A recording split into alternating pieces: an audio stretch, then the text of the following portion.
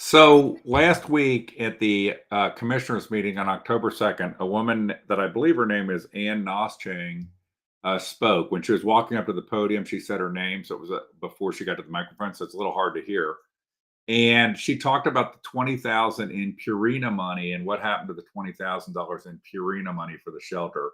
So I want to play some of what she said, then what got said in the press about it in a report on WXIX later, and then I want to look at the press release that was referred to from February 7th, 2022, that said what this money was going to be used for, just so we can piece the pieces together here. And as far as I can tell, it's ugly, and it's another example of A, how this is emblematic of bad government you can't trust, and B, how this place has got to get back to humane society control, because this never would happen that money got given for a specific use and then it wasn't used for that use. But let's start by watching, and again, if I got her name wrong, I'm sorry, Ann Noschang, part of what she said at public participation. I never ever see a timeline of how anything is going to get fixed. I hear early and soon, we're going to be working on these things quickly. But if there's a project, if you have a group that's working on a project, there should be a timeline of when things will get done. I know government's different than big business. I worked in big business for a million years, but there should still be a timeline. The washer and dryer would be the most substantial or in your face kind of project that there should be a timeline. I mean, you go to this department, then you go to that department, then you go to that department, then you bid it out, blah, blah, blah. If we could hear or see about those, it would make a lot more sense to people to understand. But all I've ever heard is we're working on it. It takes a lot of time. That doesn't really solve anybody's problems. Okay, so she talked first about the lack of any timeline, which is very true, and about the $60K washer dryer, which is missing in action. But here we're going to get to the meat of what I wanted to hit on about the $20K. And all of the great things that Angie showed up there that have been happening are fantastic. But I'm thinking that went over 3.5 years. That wasn't just recently done. Those things have been going on for 3.5, 4 years. So it doesn't sound like a lot for me to be 3.5 to 4 years. I really want to talk about the $20,000 and the $60,000 because the $20,000 came from Purina, who I personally know, the plant manager out there.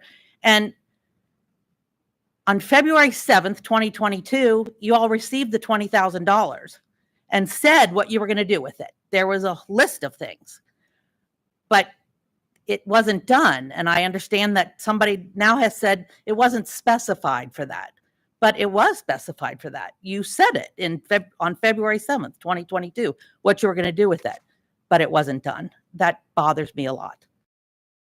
Love to see.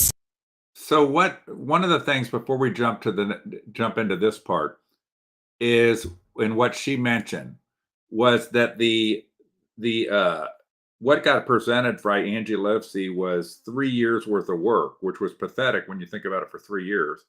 And it was all work that was the county's obligation in the first place which was building maintenance type things, which was the obligation of the county under the prior shelter operator. When one might wonder, why wasn't this work done while the prior shelter operator was there? Because they were certainly asking for those repairs and fixes as well.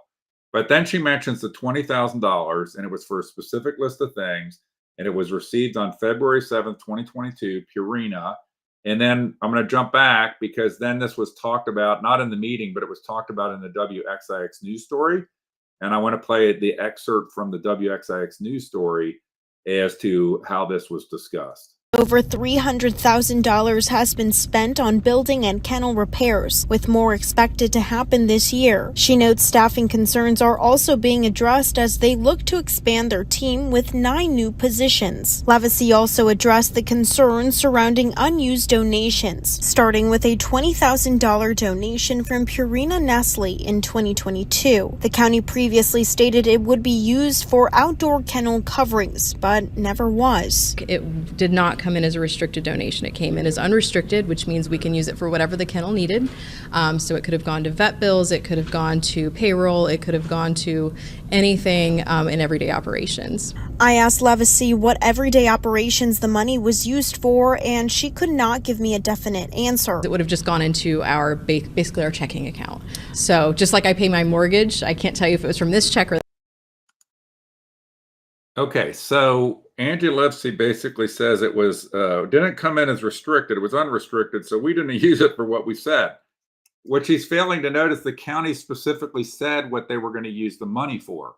And I saw she has like an engagement ring, or what, I don't know if she's married or not, but on her finger. But I just said, like, okay, so if your spouse said, you know, I put my check in the bank, go pay the mortgage, and instead the spouse went to the track and bet it, or went to a strip club, would that be okay? Because, you know, so what happened was back on February 7th, the county said what they were going to use the money for, and they showed it in a little bit, it was highlighted in the XIX news story.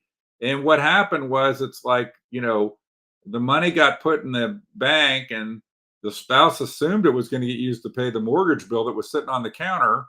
And the spouse said, you know, let's say Angie Livesey's spouse said, "Hey, thanks for putting your paycheck in the bank, honey. I'll go pay the mortgage with it." And then instead went to the strip club or the track. That's basically what happened. And then when later she would say, "Hey, how come you didn't pay for the mortgage?" That the husband would say, "Hold on a second. When you actually gave it to me, you didn't say I had to pay for the mortgage with it. Okay, I might have led you to believe I was going to pay the mortgage with it, but you know, I really got a need and I had to go out and get drunk with my buddies or something." You know, so let me pull up here. I want to look at the actual article here that was what was being referred to in the news story. And so I'll try to highlight with my mouse here. So it says received a $20,000 donation to support a new area of the shelter that will create socialization benefits for dogs.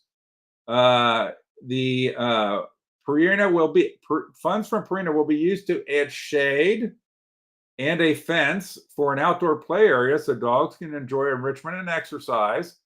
And then down here it says the county will also add a sidewalk around the perimeter of the new play area, blah, blah, blah, blah, blah.